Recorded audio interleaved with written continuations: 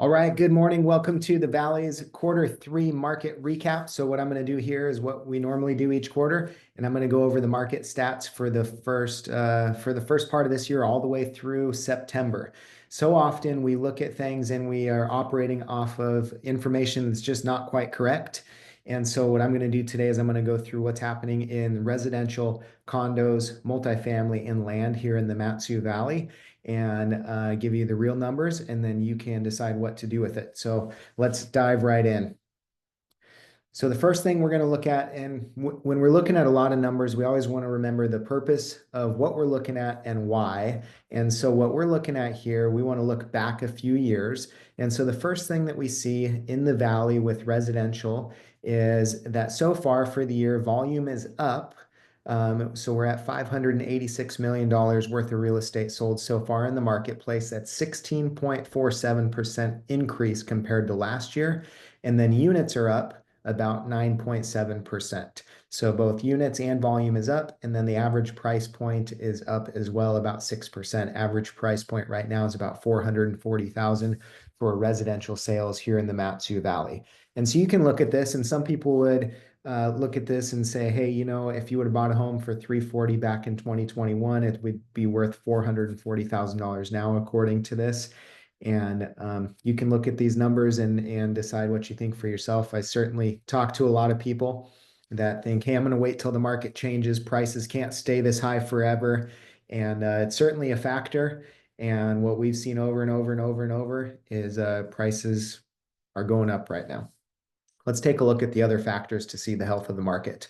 So the first one we want to look at is number of listings. So blue is active listings that are currently on the market, and then yellow is sold listings. And so we can see we have a good amount of active listings on the market, just under 600 right now. We're certainly not in a case where there's tons and tons of active listings and they're not selling. And you can see that here. I mean, times past, even as recently as 2019, we had almost 900 listings on the market. And you can see some of the normal seasonality here. So that's what we have for number of active listings and sold listings. Months of inventory is a good measure to see the health of the market. They say that about 6 months of inventory is a balanced market, meaning that the buyer and the sellers don't really have the upper hand. It's just kind of level playing field. Anything below that, and the sellers have an upper hand, and it's a bit of a seller's market. And we can see that we've been in a seller's market really hard for quite some time. And we are seeing the inventory go up. We had the highest inventory this year in February, and looks like we're reapproaching that right now. A lot of new listings hit the market. So if you're a buyer and you've been searching and kind of put the pause on, right now there's a good amount of new listings hitting the market. Might be worth looking at again. Days on the market is another thing that we look at. How long does it take for a property to sell once it hits the market? And that gives us a good idea for what we're looking at here. When we look at these statistics, we always want to go with median compared to average. Average, there's often outliers. And with a median, we can get a good feeling for it. And we can see our median days on the market is still under 30 days. So if you're thinking about selling and are worried that it's going to take forever, great properties are hitting the market, and the median is that they are under contract within 30 days. So this is really good. And if this isn't what you're experiencing, there might be some other factors involved. Sales to list price, what's the negotiations look like? And we can see pretty much all year we've been above 98%. So a seller asks $100 when they hit the market, they're closing anywhere between $98 and $100 as an example. And this just shows the strength of the market and the amount of negotiation that isn't really there. And this isn't because the sellers are having issues. It's really just that there's so much information available. Properties that are priced correctly move fairly quickly. Properties that are priced incorrectly or marketed incorrectly, they're not going to move, and eventually they adjust their price down and get the price that they're asking for. So this is interesting to see. And as a buyer, you can look at this and figure out what would an appropriate offer be based on that. So residential summary, units are up, volume is up quite a bit, average sales price is up quite a bit. Number of active listings, we had a high of 592, a low of 373. Months of inventory, you can see those there. Days on the market, you can see those as well, and list to sales price. So overall, the residential sales here in the Valley, super healthy, super strong, and definitely the case if you are looking to sell. There's properties moving right now. They're moving in less than 30 days, and now is not a bad time to put your home on the market. If you're looking to purchase, there's a lot of new homes hitting the market. There's a lot of inventory out there. It's definitely worth looking right now. Let's move on to condos. Condos are always interesting out in the valley just because there's not that many of them.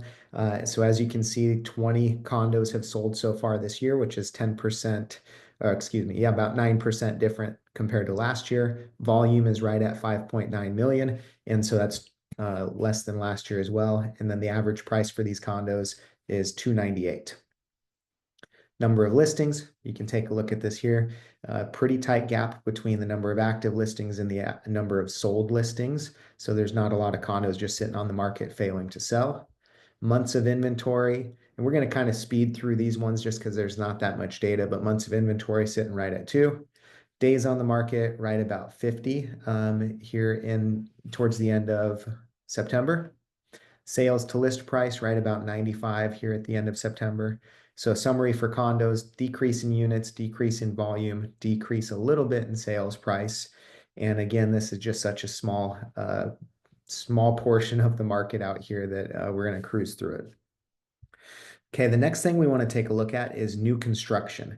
And so we have right here new construction that has been built and sold through the MLS so far. So it's not 100% of the properties, but it is a good representation. And you can see most of them are 3 bedrooms and then slightly more in the 4 bedroom space. You can see the average prices, average days on the market for new construction. And then we can take a look and compare the Valley to Anchorage for new construction sold. 290 so far this year in the Valley, 85 so far this year in Anchorage. And so we can compare and contrast compared to the same time last year. So definitely more properties are being built and sold here in the Valley compared to last year, and then a slight amount less in Anchorage. So in the Valley, 25% increase over last year, and in Anchorage, about a 10% decrease. Moving on to land, we're going to go through the same format. So land is up quite a bit in volume, 42% in volume, and up 12% in units. And of course, the big difference there is that the average sales price is up about 27%. So average sales price for vacant land is 101,000 so far this year. And so really, really strong sales in vacant land, 56 million. We haven't seen that number since 2021. And if you drive around out here, you can definitely see what's going on. There's a lot of development. There's a lot of new subdivisions going in. People are building, and land is what sells first when people are building, and then it becomes developed. And it's great to see. It's a great feeling of energy and excitement. There's just a lot going on in the valley when you drive around and look at that. And this is the graphical representation of that. Number of listings, we can see we have right around 600 active land listings. And land's a little bit different than these other ones. There's a lot of active listings, but not all of them sell. And so you can see there's sold listings is, hovering down there, maybe around the 100 listings sold mark per month. Months of inventory, we're right at 10 months of inventory. So you can see that there. Days on the market is less than, it's about 25 days to get a piece of land sold. And so it's very similar to residential, where if you have a correctly priced and marketed piece of land, it's going to get purchased. There's builders, there's developers, there's homeowners looking for land, and they're looking hard. So if you are interested in selling your land, it's not a bad time to do it. And then list to sales price ratio, you can see it's at the higher end also. So even though there's land available, it's not the case that as a buyer you can go and offer 70 cents on the dollar for this. The land that is changing hands is usually in the 95 to 100% of the asking price. So summary for land, increase in units, big increase in volume, and then increase in average sales price. We're going to move on to the last category, which is multifamily. And this one, you can see a really large uptick in the volume all the way up to 54 million, which is 45% increase this year. Units sold is up as well, 33%. And then average price is up quite a bit, the highest it's been, all the way to 653. So on this multifamily, this is going to be duplex, triplex, fourplex, and on up. A lot of the larger multifamilies above 5 units don't trade hands on the MLS. And so this is a majority of these are going to be some of the smaller units, 4 units, five, maybe some 10 and 15 unit properties, but a majority of these are owner occupant style multifamilies. Number of listings, you can see this is really healthy here. We had a high of 48 in June and then a low of 32 in January. So there's definitely some to look at, but not a overwhelming amount. And if you're on the hunt for multifamilies, you know how frustrating this could be. And you wish it was back in 2018 where you had 90 listings to look at instead of right now where there's 30 or 40 and you're having to scour the off market stuff. Months of inventory sitting right at 5 months. Days on the market.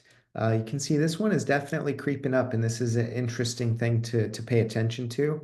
There's some multifamily that hits the market, is priced well, marketed well, and available, and sells, in 20 or 30 days. And then there's some that you see it's just been sitting on the market, sitting on the market, sitting on the market.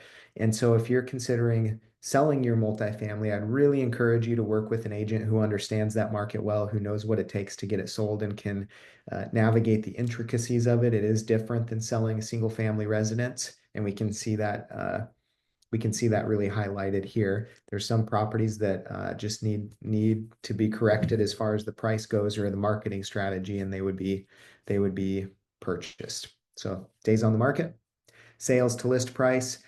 We can see there's times this year where we're even over 100%, and right now we're about 98%, and that's a really healthy place to be. So summary for multifamily, units are up quite a bit, volume is up quite a bit, average sales price is up, and that's the rest of the info that we just went through there, just to give it some range on where it is. So summary, sales and units are up almost across all property types. Average prices continue to go up. Inventory is still limited, keeping the competition strong. Homes are selling fast, and there's few days on the market. So if you're watching this far and you're like, what do I do about this? Number one, if you're in the real estate space and you're trying to buy or you're trying to sell and you're having issues with it, just take heart. Know that it can be done. It's a great market to either purchase or sell. Disregard the news. There's a lot of stuff that is being said, being talked about that doesn't apply to your specific local market. So dig deep on the actual stats, dig deep on the actual facts with what you have going on in your local marketplace. Focus on what you can control. And if you're an agent or a lender in this space, make sure you're increasing the level of professionalism, bring the love and great service to your clients. There's enough homes out there for us to be able to help our clients. There's enough properties to be able to help them out. So make sure you're focusing on these things. If you want a copy of this presentation, or if you have questions about this, or if I went way too fast, that's okay. I know most people aren't this into the numbers. So if you're curious about this, reach out to me. If you want a copy of it, just comment in the social media or send me an email. I'd be happy to send you the stats. All right. Thank you.